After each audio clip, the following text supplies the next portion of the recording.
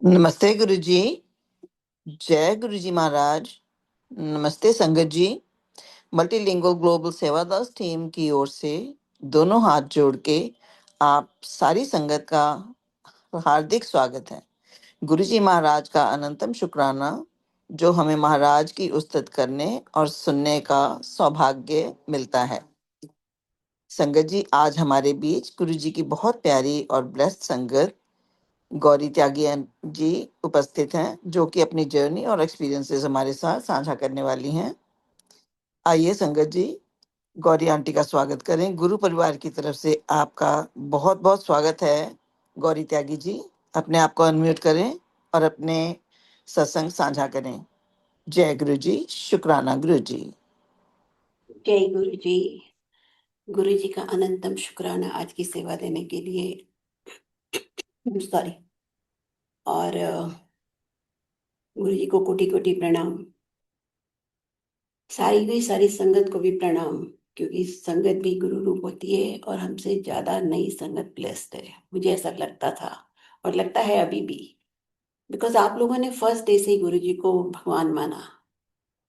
मैंने माना है नहीं, मुझे नहीं पता, लेकिन जब मैंने गुरु जी के पास जाना शुरू किया था, उसी दिन से 24 आवर्स मेरा ध्यान गुरु जी में रहता था। एक जुनून होता था कि बस गुरु जी के पास जाना है, गुरु जी के पास जाना है। जैसे छोटे बच्चे को होता है ना, माँ के पास जाना है, ऐसे उनको 24 आवर्स हमेशा यहाँ बैठ के भी लगता था, कब जाएंगे दिल्ली, गुरु जी के पास जाना है, गुरु जी के पास जाना है। और मेरा बुलावा होगा जब मैं बच्चों से फ्री हो गई, तब 2001 में मैंने गुरु जी के पास जाना शुरू किया। और देखिए, आज तक गुरुजी को कुछ देने कोई नहीं गया, ना कोई गुरुजी से मिलने गया। फर्स्ट टाइम तो हम भिखारियों की तरह ही जाते हैं, हमें कुछ ना कुछ चाहिए होता है। तो हम भी गए थे अपनी बेटी को ठीक कराने। उसको वाइट पैचेस थे बॉडी में। और जब मैंने गुरुजी को मत्था टेका तो गुरुजी ने कहा, मैंने कहा गुरुजी, क्योंकि गुरुजी को पता था गुरुजी हम हमारे लिए बहुत बड़े बड़े आशीर्वाद थे स्टोर में। तो गुरुजी नहीं चाहते थे कि मैं वो बोलूं जिसके लिए मैं गई थी। तो गुरुजी ने कहा थर्सडे आएंगे। मैंने कहा गुरुजी मैं नहीं थर्सडे आ सकती। तो उन्होंने कहा क्यों? मैंने कहा मैं वैष्णो देवी जा रही हूँ। तो इसे फिर यहाँ क्या करने आई है, वहीं चली जा। और संगत जी, उस दिन के बाद आज तक एक सेकंड संगत जी वो हो।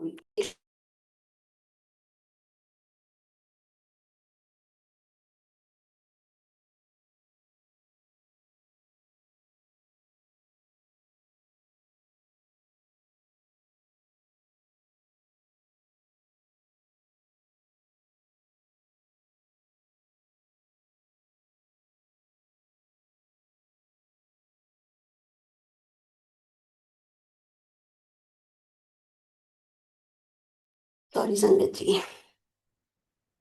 तो उसी दिन से गुरुजी चाहते थे कि हम फर्स्ट डे सरेंडर करते हैं।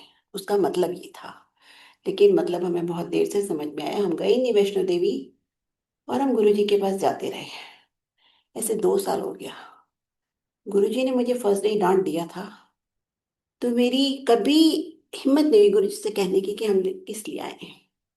लेकिन मैं सबके सत्संग सुनती रहती थी 1 to 1। जब गुरुजी अपने कमरे में जाते थे तो मुझे हमेशा लगता था कि मुझे 2 साल हो गए और गुरुजी ने अभी तक मेरी बेटी को ठीक नहीं किया। तो एक दिन 2 साल बाद गुरुजी ने मुझे अपने रूम में बुलाया था। और उससे पहले मेरे घर वालों का बहुत प्रेशर था कि मैं गुरुजी को छोड़ दूं, बिकॉज मैं अहमदाबाद से हूँ और अहमदाबाद में तब आसाराम जी के बारे में बहुत न्यूज़ आती थी। तो मेरे घर वाले बहुत नाराज थे कि ऐसा कैसा गुरु ढूंढा है, आज तक हमने कभी सुना नहीं कि कोई गुरु रात में बुलाता है, मत जाया कर वहां पे। और ये सब हमारे टेस्ट होते हैं। अगर मैंने अपने घर वालों की बारे में आके छोड़ दिया होता गुरु जी को, तो आप सोचो कि आज मैं कहाँ होती। ये मैंने बहुत टफ वे सीखा है। कुछ भी हो जाए, एक बार आप गुरु जी के चरणों में आ गए हो, किसी का डर मत नहीं होना चाहिए, किसी की शर्म भी नहीं होनी चाहिए। आप धीरे धीरे, अगर आपको सत्संग में नहीं जाने देते तो आप घर में ही प्रे करो, लेकिन गुरु जी को मत छोड़ना कभी भी, चाहे सब कुछ छूट जाए। दुनिया में अगर कुछ है तो गुरु जी है। उसके अलावा कोई काम नहीं आएगा। जो गुरु जी हमेशा कहते थे ना कि भाई बहन माँ बाप हस्बैंड ये सब रिलेशन, हमारे जो ब्लड रिलेशन है वो कर्म काटने के लिए है। ह्यूमन लाइफ में हम आए हैं कर्म काटने के लिए, पास्ट लाइफ के। तो कर्मों का बैलेंस हमको जीरो करना है। तो तभी हमारा मोक्ष होगा। गुरु जी मोक्ष देने आए थे, भक्ति सिखाने आए थे। भक्ति के बिना मोक्ष नहीं होगा, और ये सब किए बिना भक्ति नहीं हो सकती। इसलिए आप जहां हो, जैसे भी हो, हम कोई सन्यासी थोड़ी नहीं, गुरु जी ने किसी को सन्यासी नहीं बनाया। आप पीसफुली वहीं बैठे रहो और गुरु जी की भक्ति करते रहो। एक बार मेरे पास एक लेडी का फोन आया था कि हिंदू लेडी थी पर शादी किसी और से हुई थी। उसे मेरे हस्बैंड ने बोला कि घर से निकल जा। मेरे बेटे ने भी बोला है कि हमारे घर में रह के हिंदू गुरु की के सत्संग में जाती है। तो ऐसी मेरी बात हुई तो मैंने कहा शी वॉज 60+। कहती है वो हम तो अलग अलग रहते हैं, अलग कमरों में। मैंने कहा गुरु जी ने आपका अरेंजमेंट पहले ही किया हुआ है। आप अलग रहते हो, डे एंड नाइट जूम पे सत्संग आते हैं, आप अपने ही कमरे में बैठ के दिन रात सत्संग सुन सकते हो, मंत्र जाप कर सकते हो। आपको कहीं जाने की जरूरत नहीं है, और ये हम सबके लिए है। अगर हम सत्संग में जा सकते हैं हमको जरूर जाना चाहिए। लेकिन बच्चे छोटे हैं, घर में एडल्ट अपने पेरेंट्स हैं, हेल्प उनकी सेवा करनी है, बीमार हैं, आप अटेंडेंट पे छोड़ के नहीं जा सकते। आपको खुद सेवा करनी चाहिए। इसलिए आप भक्ति घर में भी रह के कर सकते हो। एक बार क्या हुआ कि टी पॉइंट से बहुत चलना पड़ता है बड़े मंदिर में। तो मेरे ग्रैंड चिल्ड्रन आए हुए थे, और अंकल ने बोला कि चलो सब तैयार हो जाओ, बड़े मंदिर जाना है। तो वो जाना नहीं चाहती थी बिकॉज मंदिर ओवर क्राउडेड होता है हमेशा। तो मेरी ग्रैंड डॉटर ने पूछा, Nanu, Guru ji is in the mandir and Guru ji is in our house, is the same Guru और डिफरेंट गुरु? तो मेरे हस्बैंड ने कहा सेम गुरु। कहती then why we should go to the mandir, we will pray in guru ji's room, let's go to guru ji's room. ये समझ आ जाए जिसको भी, वो बहुत बड़ी चीज है कि भगवान हमारे अंदर है। हमारे घर में भी वही गुरु हैं जो बड़े मंदिर में है, जो सत्संग में है जहाँ हम जा रहे हैं। हम जा सकते हैं, हमें जरूर जाना चाहिए। बट अगर नहीं जा सकते तो हम अपने घर में ही गुरु को प्रे करें। ये मैंने भी सीखा है। तो गुरु जी ने, मैं जाती रही 6 साल। गुरु जी ने बहुत बड़े बड़े आशीर्वाद दिए। कुछ मेरी समझ में आए, कुछ नहीं आए। कुछ मैं कर पाई गुरु जी का कहना, कुछ गुरु जी का कहना नहीं कर पाई। गुरुजी ने बहुत कुछ मुझे टेस्ट लेते थे बीच बीच में। तो 2 साल बाद जब मैं गुरुजी ने एक दिन मुझे अपने रूम में बुलाया, और देखिए तब मैं इतनी डेस्परेट हो गई थी कि मैंने वेट नहीं की कि गुरुजी ने क्या कहने के लिए बुलाया है। और मैंने, जैसे ही मैंने गुरुजी को मत्था टेका, मैंने कहा गुरुजी मेरी बेटी ठीक नहीं हुई, तो अब मैं अपनी मम्मी के घर जा रही हूँ, वो सब बोलेंगे तेरा काम तो हुआ नहीं। तो मैं, मुझे गुरुजी ने क्या कहा, देखिए सबके लिए आंसर है। मुझे गुरुजी ने कहा मैंने कोई दुकान खोल रखी है यहाँ पे, एंड उन्होंने कहा ये तो ठीक हो ही जाएगा। और फिर जिस तरह से उन्होंने बोला था ये तो ठीक हो ही जाएगा, व्हाट ही डिड नॉट से वाज अभी तो बहुत कुछ ठीक होना है उससे पहले। इन बिटवीन लाइंस यही मैसेज था कि अभी बहुत कुछ ठीक होना है इससे पहले, और बहुत कुछ ठीक किया गुरुजी ने इतने सालों में। अगर हम जाते रहे सत्संग में तो हमें चुपचाप जाके बैठी रहती थी।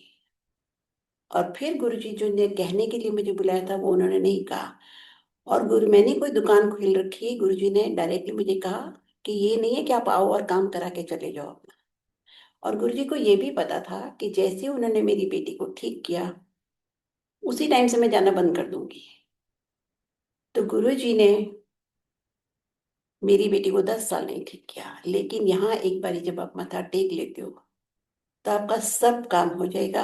ये बात गुरुजी ने खुद 2007 मार्च में, जब उनको था कि भाई उन्होंने मेरी बेटी को भी ठीक नहीं किया और उसकी शादी में भी प्रॉब्लम हो गई थी, तो मार्च में एंड में उन्होंने मुझे कहा था कि जो यहाँ आ जाता है उसका सब कुछ ठीक हो जाता है, किसी का जल्दी, किसी का देर से। और मैं सोचने लगी मुझे ऐसा क्यों बोल रहे हैं, मेरा तो सब कुछ ठीक है। दोनों बेटियों की शादी गुरु ने फिक्स करा दी थी, और सब कुछ अच्छा था मेरी लाइफ में। और जिस दिन गुरु जी के उस दिन तब समझ में आया कि प्रॉब्लम उसी दिन से शुरू हो गई हमारी। समझ नहीं आ रहा था कि अब क्या करें, कहाँ जाएं। इतने इतने आशीर्वाद बरसाए गुरुजी ने, और मुझे लग रहा था कि गुरुजी ने तो हमें कोई आशीर्वाद ही नहीं दिया। एक बारी मेरी बेटी को मैंने कहा कि गुरुजी ने मुझे कहा था सत्संग कराया कर, लंगर खिलाया कर, लोग ही जाएंगे। तो मेरी छोटी बेटी का ही सेपरेशन हुआ था, जस्ट आफ्टर मैरिज, 3 महीने भी नहीं हुए थे। तो उसने कहा मम्मी आपको गुरुजी ने कहा है ना सत्संग करो, तो आप सत्संग करो। मैंने कहा बेटा कहाँ से सत्संग शुरू करें। गुरुजी बोले हमें लोग कहेंगे कि इनका अपना तो कुछ ठीक नहीं हुआ, तो हम क्या कैसे क्या कहेंगे गुरुजी को, संगत को कैसे संगत जोड़ेंगे। तो उसने कहा ये आप सब आपका काम नहीं है, आप करो और देखो, आप ऐसा मत बोलो, गुरुजी ने आपको बहुत आशीर्वाद दिया, आप सोचो। और संगत जी, उसी दिन मैंने पॉइंट्स लिखे, तो 55 पॉइंट्स लिखे मैंने कि जो गुरुजी ने मुझे बड़े बड़े आशीर्वाद दिए थे। हमारी सुई एक ही जगह पे अटक अटक जाती है कि हमें ये काम कराना है गुरुजी से। आप मत्था जिस दिन टेकते हो उसी दिन से आशीर्वाद आना शुरू हो जाता है, चाहे आपको पता चले या ना चले, आपको रियलाइज हो या ना हो। वो एक राइट टाइम पे आपको वो भी सब कुछ गुरुजी समझा देंगे। तो हमारा काम है सिर्फ हम आए, सत्संग में जाएं, अगर जा सकते हैं, बड़ी मंदिर जाएं जाएं जा सकते हैं, और नहीं तो आप घर में ही गुरुजी को प्रे करो, उसी में आपका सब कल्याण हो जाएगा। हमारे गुरुजी बोलते थे कल्याणकारी गुरु है। मैं गई हूँ 6 साल रेगुलरली, 7 8 टाइम्स इन ईयर जाती थी यहाँ से। और मेरी छोटी बेटी साल में 2 बार आती थी, समर वेकेशन में और विंटर वेकेशन में। और वो भी 15 डेज के लिए आती थी। तो एक हफ्ता हम दिल्ली जाते थे, एक हफ्ता यहाँ रुकते थे। उसी में उसका इतना स्ट्रांग कनेक्शन है जितना हम में से किसी का भी नहीं है। तो प्रे घर में बैठ के जरूर करना चाहिए। ऐसा नहीं है कि आप सिर्फ मंदिर ही जाओगे महीने में एक बार, या एक बार सत्संग अटेंड करोगे तो सब हो जाएगा। डेली बेसिस पे आपको प्रे करना है। ये बात गुरुजी ने भी मुझे कही थी कि एक शब्द जब प्ले हो रहा था गुरुजी के सामने, "माम बीज लो कर्मा वालों आए रत बिजने की", तो वो तो मुझे 15 साल बाद पता चला कि ये शब्द था, क्योंकि मुझे पंजाबी आती नहीं थी तो मैं फर्स्ट लाइन भूल गई। लेकिन जो लाइन मुझे गुरुजी ने सुनवाई थी, गुरुजी ने कहा एथया और ध्यान से सुन। तो जो लाइन मैंने मुझे गुरुजी ने सुनवाई थी, वो लाइन थी अपने बराबर रोज सोना भी दान करो, that is also not equal to Nitnem. मतलब दान पुण्य से भी ज्यादा इम्पोर्टेंट है आपका डेली रूटीन में भगवान की भक्ति करना। अब हमें गुरुजी मिल गए हैं, तुमको गुरुजी की भक्ति करनी है। और जब मैं गई थी गुरुजी के पास, तो मैं रिचुअलिस्टिक पूजाएं करती थी जैसे हम हिंदू लोग करते हैं। मैंने 50 साल की, 45 ईयर्स की, लेकिन जब मैं गुरुजी के पास पहुंची तो गुरुजी ने मुझे उस सब करने से मना कर दिया, क्योंकि रिचुअल्स करने से भगवान नहीं मिलता। तो गुरुजी ने कहा था पाठ किया कर। पाठ करने का मतलब होता है मंत्र जाप करो। आज गुरुजी फिजिकल फॉर्म में नहीं है, लेकिन सारी भगवान की एनर्जी गुरुजी के मंत्र जाप में है। आप जैसे भी करो, गुरुजी ने हमको सबको फ्री किया, उठते बैठते सोते जागते हम कैसे भी मंत्र जाप कर सकते हैं। लेकिन 10 15 मिनट डेली हमें गुरुजी के पास सुबह और शाम जरूर बैठना चाहिए। गुरुजी की प्रेजेंस में बैठ के हमको मंत्र जाप करना चाहिए। मंत्र जाप से सब कुछ सिद्ध हो जाता है, आपके सारे काम भी हो जाएंगे और भगवान का आशीर्वाद भी बना रहेगा। मैं गुरुजी के पास गई, मेरा 100% ध्यान गुरुजी में रहता था। मेरी दोनों बेटियां मैरिजेबल एज की थी, पर मैंने गुरुजी से कभी एक बार भी नहीं कहा कि गुरुजी मेरे बच्चों की शादी कराओ। तो अपने आप ही गुरुजी ने 2005 में मुझे कहा कि तेरी कुड़ी कितने साल की हो गई। और गुरुजी उससे पहले भी मुझे कहते रहते थे 2003 4 से कि अपनी कुड़ियां का ब्याह करके जल्दी फारिग हो जा, अपनी कुड़ियां का ब्याह करके जल्दी फारिग हो जा। लेकिन मैं हमेशा उनको एक स्टैंडर्ड रिप्लाई देती थी कि गुरुजी आप कराओगे तो होएगी शादी, आप कराओगे तो होएगी। और बीच में गुरुजी मेरे छोटे छोटे टेस्ट भी लेते थे। वो भी ठीक है, चलो हमने इतना ध्यान नहीं दिया उन पे, क्योंकि टेस्ट तो मैंने सारे ही फेल किए। गुरुजी ने फर्स्ट टाइम मेरा टेस्ट के लिए बोला था कि एक सॉलिटर ला दे मेरे वास्ते। और मैंने कहा गुरुजी सॉलिटर, गुरुजी का वहां से सॉलिटर ला दे मेरे वास्ते। ऐसे गुरुजी डायमंड तो हम यहाँ से खरीदते हैं। तो वो चुप हो गए, कुछ नहीं बोले। फिर 2 4 महीने गए, गुरुजी ने कहा मेरे वास्ते गाड़ी ला दे।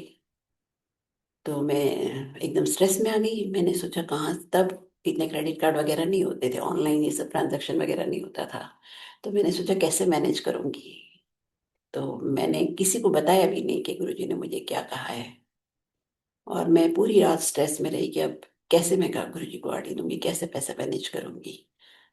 तो नेक्स्ट डे जब मैं गई तो गुरुजी ने मुझे फिर अपने रूम में बुलाया। और गुरुजी ने जब मुझे बुलाया तो मैं उनके रूम में गई, तो सेवादारों ने मुझे एक दूध का ग्लास दिया। तो इतनी घबराई हुई थी मैं, इतनी स्ट्रेस में थी कि मैंने एक सिप लिया और दूध जैसे ही नीचे रखा पूरा दूध नीचे गिर गया। और गुरुजी ने मुझे कहा दूध गिर गया, कोई बात नहीं, दूध तो और आ जाएगा। और फिर वो नॉन संकट डे था। गुरुजी ने फिर से एक गिलास दूध मंगवाया और मैंने एक सांस में पी लिया कि फिर से ना गिर जाए। बट गुरुजी समझ रहे थे कि मैं बहुत ही स्ट्रेस में हूँ, तो गुरुजी ने मुझे कुछ नहीं कहा। इनफैक्ट मैंने गुरुजी को कहा, गुरुजी ने कहा अब तू जा। तो मैंने कहा गुरुजी जाऊं। और मुझे लग रहा था मुझे 5 मिनट भी नहीं हुआ और गुरुजी कह रहे जा। उन्होंने कहा हाँ जाओ। तो मैंने कहा लेकिन गुरुजी वो गाड़ी का क्या होगा। इसे जा, तेरी श्रद्धा पास हो गई। इतना सुनते ही मेरा एक डर था ना जो गुरुजी के लिए, वो निकल गया हमेशा के लिए। और गुरुजी शुरू शुरू में बहुत दर्शन देते थे मुझे। गुरुजी ने एक बार मुझे दर्शन दिए थे कि मैं, एक बहुत बड़ा बेडरूम है मेरा और उस सेंटर में एक बेड है और उसके सेंटर में मैं लेटी हुई हूँ। और गुरुजी दरवाजा खोल के आए और मैं उठी भी नहीं, देखी मैं गुरुजी का मत्था टेकने भी नहीं उठी। मैं देख रही हूँ कि गुरुजी कमरे से में अंदर आए और सीधा बाथरूम खोला, बाथरूम में चले गए और बाथरूम का दरवाजा गुरुजी ने बंद कर दिया, फ्लश करने की आवाज आई। तो बस ड्रीम मेरा वहां पे एंड हो गया। बहुत टाइम बाद मैंने सोचा कि ऐसा कैसा मैंने ड्रीम देखा, गुरुजी ने कुछ कहा नहीं, कुछ हुआ नहीं। फिर मुझे समझ में आया कि गुरुजी ने जो फ्लश चलाया था, मुझे फ्लश चलने की आवाज आई थी बाथरूम में से, वो गुरुजी ने मेरे सारे नेगेटिव कर्म फ्लश कर दिए थे। हमें समझ आए ना आए, गुरुजी आशीर्वाद देते ही रहते हैं। एक मैंने ड्रीम देखा था, हमारे गुरुजी बहुत ही स्केलेटन जैसे पतले से थे और शिव जी आपने देखे ना, तो एक फ्लैशी टांग थी गुरुजी की, नीज से नीचे मैंने देखा था दोनों की, और एक पतली सी टांग थी। धीरे धीरे मैंने देखा दोनों टांगे मर्ज हो गई और मैंने कहा ओ, ये तो गुरुजी, हमारे गुरुजी तो शिव जी हैं। ऐसे धीरे धीरे गुरुजी ने मेरे बहुत दर्शन दिए, बहुत आशीर्वाद दिए। लेकिन एक स्टेज पे आके वो जो कहते हैं ना, माया का पर्दा डाल देते हैं। उसके बाद मुझे कुछ याद नहीं रहता था, कुछ समझ भी नहीं आता था कि तो। और ऐसे ही देखिए बाद में क्या हुआ कि एक बारी मेरी बेटी आई हुई थी छोटी वाली अमेरिका से, और हम थर्सडे फ्राइडे सैटरडे संडे गुरुजी के पास जाते थे। और मंडे में चली गई अहमदाबाद मेरी मम्मी के पास और थर्सडे वापस आ जाते थे। हम गुरुजी को कभी बता के नहीं जाते थे कि हम कहाँ जा रहे हैं या 3 दिन में क्या करने वाले हैं। तो हालांकि मुझे बता के जाना चाहिए था, कहते हैं ना हर बात आपको गुरुजी से पूछ के करनी चाहिए, हर चीज आपको गुरुजी को बतानी चाहिए। ये तो सब मुझे बहुत बाद में समझ में आया। तो स्पाइस जेट वहां से 6 बजे चलती थी, 7:30 बजे दिल्ली में लैंड करती थी। थर्सडे के दिन हमने बुकिंग कराई थी और हमने सोचा हम फिर गुरुजी के पास चले जाएंगे। लेकिन क्या हुआ कि फ्लाइट वहां से डिले हो गई। हम रात को 12:30 बजे दिल्ली पहुंचे। और मैंने सोचा, क्योंकि वो वसंत कुंज और महिपालपुर से रास्ता है उसका, और वहां पे लाइट नहीं थी। तो मैंने अपनी बेटी को बोला बेटा, आज हम गुरुजी के पास नहीं जा सकते क्योंकि 12:30 बज गए, वहां पे लाइट नहीं है और मैं वहां नहीं जा सकती। तो मेरी बेटी मानी नहीं, कहती नहीं आप तो फिर चले जाओगे, मैं तो 6 महीने बाद आऊंगी, मुझे तो जाना ही जाना है गुरुजी के पास। तो मैं चली गई। संगत जी एक सेकेंड।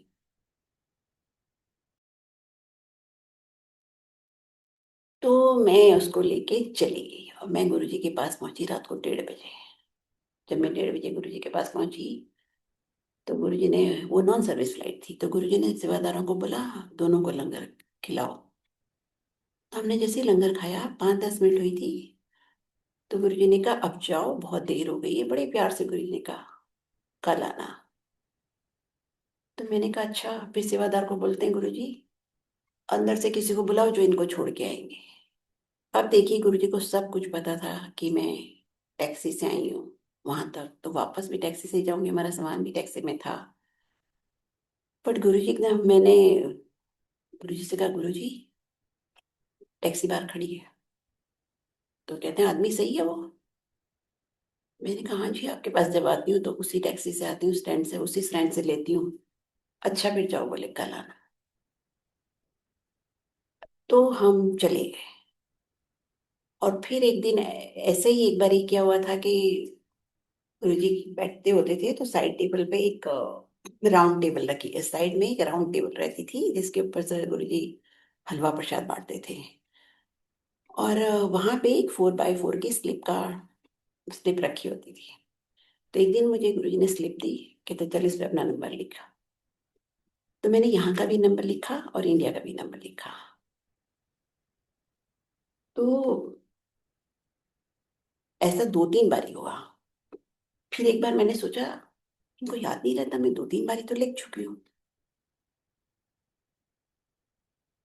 पर मैं कुछ बोलती नहीं थी गुरुजी के सामने। तो एक मैंने सत्संग सुना था पायलट आंटी का, कि पायलट आंटी के साथ भी गुरुजी ने ऐसे ही किया था। तो उसको बार बार बोलते थे चल अपना नंबर लिख, नंबर लिख। तो 2 बार उन्होंने नंबर लिखा।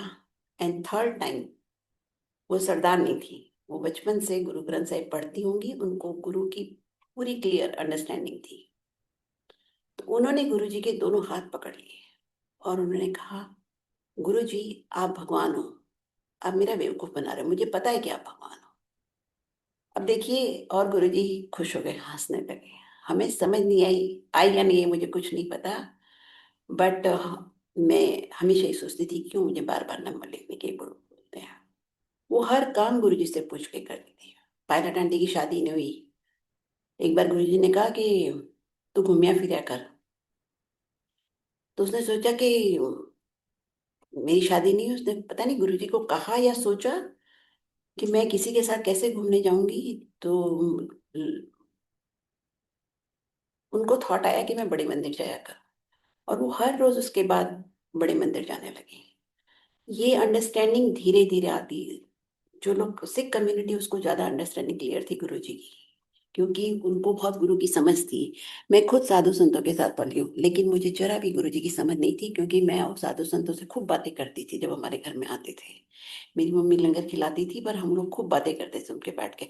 इसी तरह मैं जब 2 साल बाद मेरी डर निकल गया गुरु जी से, मैं खूब बातें किया करती थी गुरु जी से। पर एक दिन गुरु जी को फिर समझ आ गई, तो कि मतलब गुरु जी को तो सारी समझ थी। एक दिन गुरु जी ने मुझसे कहा, 2007 मार्च में, जब मैं गुरु जी से आर्ग्यूमेंट कर रही थी, तो गुरु जी ने कहा, जो गुरु कहते हैं उसको बोलते हैं यस। और फिर एक वर्ड बोला, टेलीपैथी। मतलब मैं टेलीपैथी से तेरे से बात करूंगा, वो समझा रहे थे मुझे। और गुरु जी का हुक्म मानना ही में ही हमारी भलाई है, चाहे वो जो भी हो। और हमने तो बहुत हुक्म नहीं माने, क्योंकि हमें समझ नहीं थी। जो मैं खुद कर सकती थी वो मैंने किया गुरु जी के लिए। लेकिन जिसमें मुझे किसी की हेल्प लेनी पड़ती थी वो मैं नहीं कर पाती थी, क्योंकि मैं किसी को बताती नहीं थी कि गुरु जी ने मुझे क्या करने के लिए कहा। वो भी मेरी शायद एक गलती थी। और इतने बड़े बड़े गुरु जी ने आशीर्वाद दिए। देखिए, मेरी माँ थी, तो गुरु जी ने मेरी एक दिन मुझे कहा, अपनी माँ को मेरे पास लेके आ। मैंने कहा, गुरु जी माँ को लेके आऊं, वो नहीं आ सकती यहाँ पे। तो कहते क्यों? मैंने कहा, गुरु जी मेरा फंक्शनल हाउस नहीं था वो वाला ना, जो हमें दिल्ली में जाती थी, थोड़े दिन के लिए जाती थी। तो मैंने कहा, गुरु जी मैं खाना नहीं बनाती, और मेरी मदर 80+ है, बाहर का खाना नहीं खा सकती। तो गुरु जी ने कहा, तेरी माँ को खाना मैं खिलाऊंगा, चल अपनी माँ को लेके आ।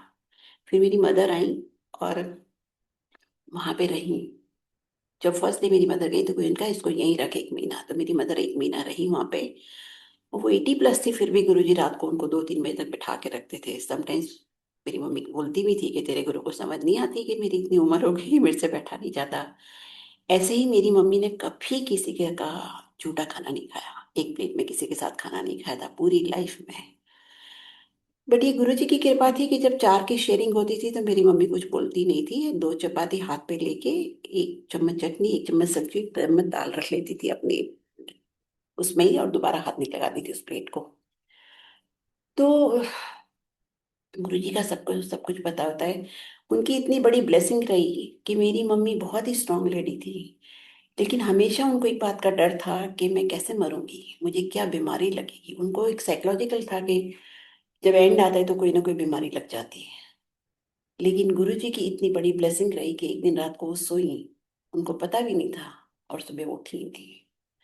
देखिए, आपको ब्लेसिंग इमीडिएटली नहीं पता चलेगा कि गुरुजी ने क्या ब्लेसिंग आपको दिए हैं, पर ओवर द टाइम आपको धीरे धीरे धीरे समझ आ जाएगी कि गुरुजी ने कितनी बड़ी बड़ी ब्लेसिंग्स दी हैं। गुरुजी ने मुझे 2007 मार्च एंड में कहा, क्योंकि वो डिसाइड कर चुके थे कि वो जा रहे हैं। और तो मुझे मार्च में रोज पूछते थे, मैं दिल्ली में ही थी, फरवरी मार्च, फिर कब आ रही है वापस। तो मैं कहती थी गुरुजी 30 मई को। फिर को ना रोज पूछते थे।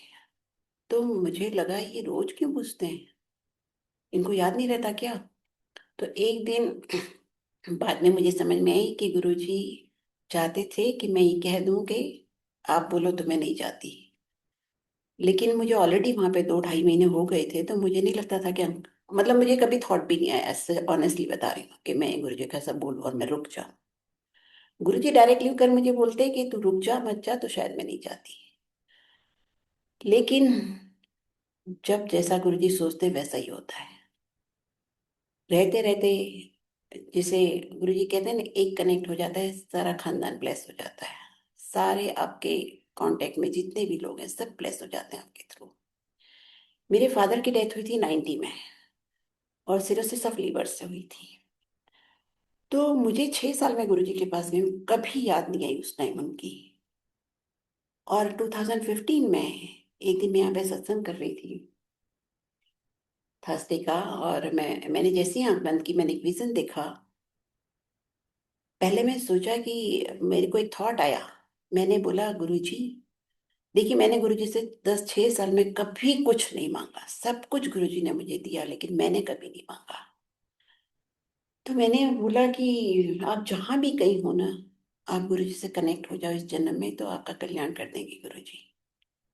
और नेक्स्ट मोमेंट मैंने देखा सेम विजन में कि मेरे फादर गुरुजी को मत्था टेक के बैठे हुए हैं, और दोनों हाथ उनके जुड़े हुए हैं गुरुजी के चरण के सामने। तो गुरुजी ने मुझे ये दिखा दिया कि तेरे फादर मेरे पास है। सेम वे मैंने अपनी मदर को भी 2 बारी बड़े मंदिर में बैठे हुए देखा हुआ है। तो गुरुजी सबको ब्लेस करते हैं। हमको किसी और की सोचने की जरूरत नहीं है कि वो कनेक्टेड है, वो मंदिर जाते हैं नहीं जाते, हमारे रिलेशन में, हमारे फ्रेंड्स में। आपके थ्रू सब ब्लेस हो रहे हैं, पूरी फैमिली ब्लेस हो रही है। आप अपना कनेक्शन पे ध्यान देना चाहिए हमको। जो गुरुजी कहते थे वो करना चाहिए, अपने कनेक्शन पे ध्यान दो। मेरा ब्रदर को बहुत बड़ी एक प्रॉब्लम थी, फाइनेंशियल प्रॉब्लम थी। तो मैंने एक दिन, हमको लेके गए थे प्रेम सिंह अंकल, जो आजकल इस दुनिया में नहीं है, गुरुजी के पास है। तो उनकी वाइफ ने एक दिन मुझे जब हम लंगर ब्रेक में बाहर मिलते थे, सत्संग सुनाया कि उनकी कोई रिश्तेदार थी, वो अपने ब्रदर को लेके आना चाहती थी, लेकिन वो लेके आती उससे पहले उसके ब्रदर की डेथ हो गई। सुनते ही मुझे एकदम अपने भाई का ध्यान आया। मेरा भाई भी बहुत बड़ी प्रॉब्लम में था। तो मैं अंदर गई जब लंगर के बाद, तो मैंने कहा गुरुजी मैं अपने भाई को ले आऊं। तो गुरु ने कहा नहीं। गुरुजी ने मुझसे कहा अपना मत बिगाड़। फिर मैं चुप हो गई। फिर वो किस लिए कहा मुझे पता है। अ, फिर मैंने 2 मिनट बाद गुरुजी ने कहा अच्छा चल तू ले आ अपने भाई। तो मेरे भाई गुरुजी के पास आया, और उसने दोनों कान पकड़े हुए थे और साष्टांग प्रणाम किया। मैंने पहली बार किसी को इस तरह से कि गुरुजी को प्रणाम करते हुए देखा था। एंड आई अंडरस्टूड कि इसका तो काम हो गया आज। और गुरुजी ने उसका काम कर दिया, उसको एक उपाय बताया था और कहा था ये उपाय करके 21 डेज बाद मेरे पास वापस आना। तो उसका काम गुरुजी ने कर दिया। लेकिन देखिए, आप कितना भी स्ट्रांग आपका कनेक्शन हो, कर्म तो आपको काटना ही पड़ेगा। 2008 में गुरुजी के जाने के बाद एक बारी मैं मंदिर में बैठी हुई थी, तो किसी ने मुझे एक पेंडेंट दिया। और दोपहर को 3 बजे की बात है, अगस्त में। तो मैंने कहा कि ये मेरे लिए। तो उन्होंने कहा नहीं, आपके भाई के लिए। मुझे लगा कि इन्होंने मेरे बच्चों का भी नाम नहीं लिया, मेरे हस्बैंड का भी नहीं, मुझे भी नहीं दिया, मेरे भाई को क्यों दे रहे हैं। मैंने रख लिया। 15 दिन बाद मुझे पता चले मेरे ब्रदर को माउथ कैंसर हो गया, क्योंकि वो चेन स्मोकर था। एक हफ्ते के अंदर उसकी सर्जरी हो गई 2008 में। आज तक वो बिल्कुल ठीक है। 2016 में उसको ब्रेन ट्यूमर हो गया, और वो उसकी सर्जरी नहीं हो सकती थी। डॉक्टर ने बोला कि ये बिनाइन है, तो इसको ऐसे ही रहने दो, क्योंकि वो माउथ कैंसर की वजह से बहुत वीक था, कुछ खा पी नहीं सकता था, बोले ब्रेन सर्जरी नहीं हो सकती। और थोड़े दिन बाद मैंने लाइफ में फर्स्ट टाइम सुना कि उसकी लाइफ टाइम में पैरालिसिस हो गया, कि आंख में भी पैरालिसिस हो जाता है। तो आंख खुलनी बंद हो गई। 6 महीने बाद वो ट्रीटमेंट से ठीक हो गई। फिर 6 महीने बाद दोबारा राइट आई में पैरालिसिस हो गया, फिर आंख खुलनी बंद हो गई। 6 महीने बाद फिर ठीक हो गया। देखिए गुरु जी की कितनी, ऐसी इतनी बड़ी बीमारी से कोई जल्दी रिकवर नहीं करता। और अभी पिछले 2 साल पहले तक उसको बहुत चक्कर आते थे, और उसको खांसी होती थी बहुत सीवियर। जब खांसी होती थी तो उसके ब्रेन में for few seconds oxygen supply बंद हो जाती थी। तो वो अनकॉन्शियस हो जाता था, उसको आईसीयू में एडमिट कराना पड़ता था, और 24 आवर्स में वो रिकवर करके घर आ जाता था। ये सब गुरु जी की कृपा से है। वो अपने कर्म बहुत आसानी से काट रहा है। और जब आप उससे बात करोगे कभी लगेगा नहीं कि इसको इतनी बड़ी बीमारी है। बहुत ही आराम से, कभी किसी को ब्लेम नहीं करता, कभी गुरु जी का पाठ वाठ तो नहीं करता, पर जो भी है गुरु जी की बहुत बड़ी ब्लेसिंग है उसके ऊपर।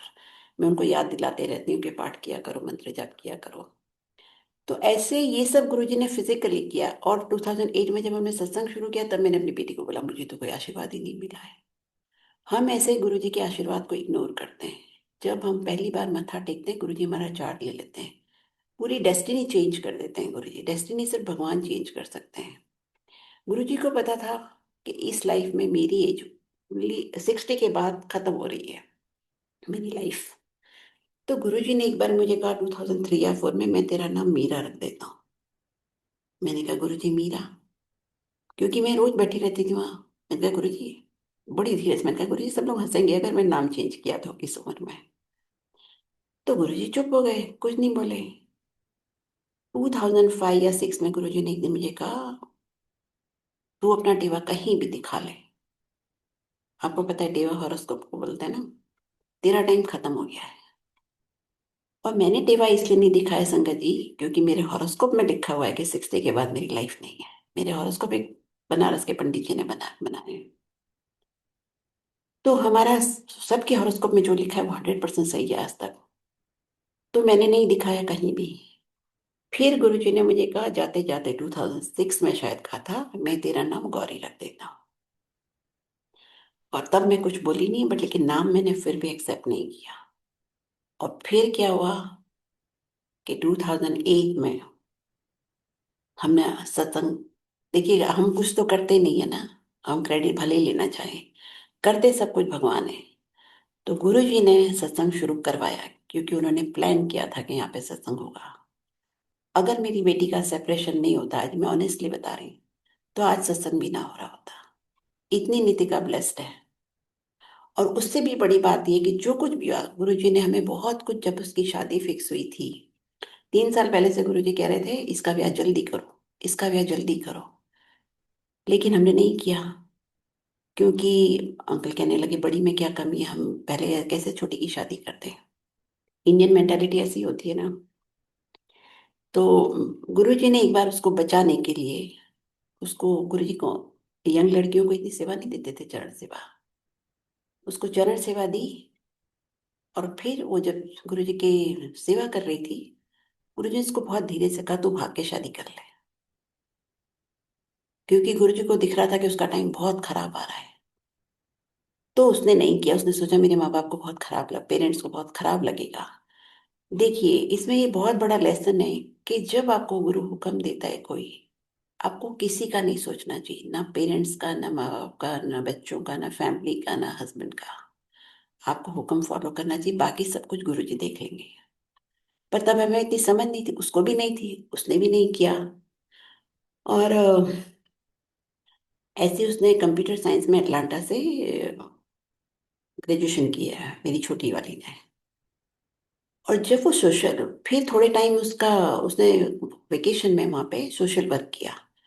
उसको इतना अच्छा लगने लगा कि उसने मास्टर्स फिर कंप्यूटर साइंस में नहीं की, और मास्टर्स किया उसने सोशल वर्क में। तो जब वो सोशल वर्क ज्वाइन करने जा रही थी, मास्टर्स सियाटल में किया उसने, तो उसने गुरुजी को मत्था टेक के बोला गुरुजी मैं सोशल वर्क में मास्टर्स करने जा रही हूँ। तो गुरुजी ने कहा की फायदा। मैं भी वही थी जब गुरुजी ने ये कहा की फायदा। उसी टाइम हमें डिसाइड कर लेना चाहिए था कि भाई $20,000 हमारे गए तो गए, पर हमको इसको नहीं भेजना है। लेकिन ऐसा नहीं हुआ। क्योंकि हमको समझ नहीं थी और हमने भेज दिया उसको। बहुत कुछ, मेरी बेटी ने 25 साल सफर किया है, बहुत ज्यादा फिजिकली भी किया है। बहुत बीमार रहती थी वो, कोई उसके पास नहीं होता था। एक बार मुझे याद है, सियाटल में इतनी बीमार थी वो। लेकिन क्या होता है, जब आप अकेले, हम तो जा नहीं सकते थे यहाँ से छोड़ के, तो गुरुजी आपको कहीं ना कहीं से हेल्प भेज देते हैं। वो एक बार बहुत बीमार थी और उसका फोन है मेरे पास कि मम्मी, मैं बहुत बीमार हूँ, मैं उठ भी नहीं सकती बिस्तर से, यहाँ कुछ खाना पीना भी नहीं है। तो मैंने कहा, आप अपने फ्रेंड्स नहीं है तुम्हारी? बोले वो तो सब ऑफिस चली जाती, सुबह जाती है रात को आती है, तो कैसे मेरे घर आएंगी? तो मैंने कहा अच्छा, देखती हूँ किसी को भेजती हूँ बेटा। मैं बहुत संगत को जानती थी। तो गुरुजी ने उषा सिंह आंटी को दर्शन दे के बोला, वो बहुत बीमार है, तू लंगर बना, मुझे भोग लगा और उसको दे गया। मैंने उषा सिंह आंटी को फोन नहीं किया था, ये मुझे मेरी बेटी ने बाद में बताया। तो उषा सिंह आंटी ने पूरा डब्बे भर भर के लंगर बनाया, 3 4 5 दिन का। अमेरिका में तो सब खाते हैं, आपको पता है, क्योंकि मेरी बेटी काफी दूर रहती थी उनके घर से। और वो बना के उसको दे के आई। आपको किसी की स्ट्रेस लेने की जरूरत नहीं, आप अपना कनेक्शन सोचो। मैं कितनी चिंता करती थी अपनी बेटी की, बट गुरुजी ने सारे उसके अरेंजमेंट किए हुए थे। उषा सिंह आंटी ने उसको अपनी बच्चे की तरह रखा है। हर थर्सडे जाती थी गुरुजी को। उस आंटी को पता था कि इसका सेपरेशन होने जा रहा है, रोती रहती थी मेरी बेटी बैठ के। तो उसको पूरा लंगर पैक करके देती थी, उसको पता ही नहीं बनाएगी अपने आप खाना वाना।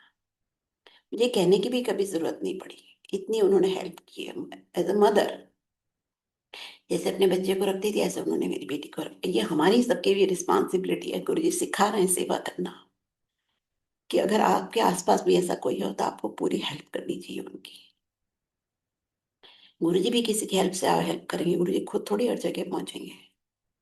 तो आपको, यही एक बहुत बड़ी सेवा है। गुरु जी कहते हैं ना, सेवा सत्संग सिमरन, ये बहुत बड़ी सेवा होती है कि आपके आसपास जितने भी लोगों को आपकी सख्त जरूरत है, आप उनकी हेल्प करो। हर, हाँ, यहाँ सत्संग शुरू हो गया 2008 में, उसके बाद तो मैं जा ही नहीं पाती थी 2 3 साल। बहुत मुश्किल होती थी हमें भी जाना, लेकिन उषा सिंह आंटी ने उसका पूरा ध्यान रखा, पूरा।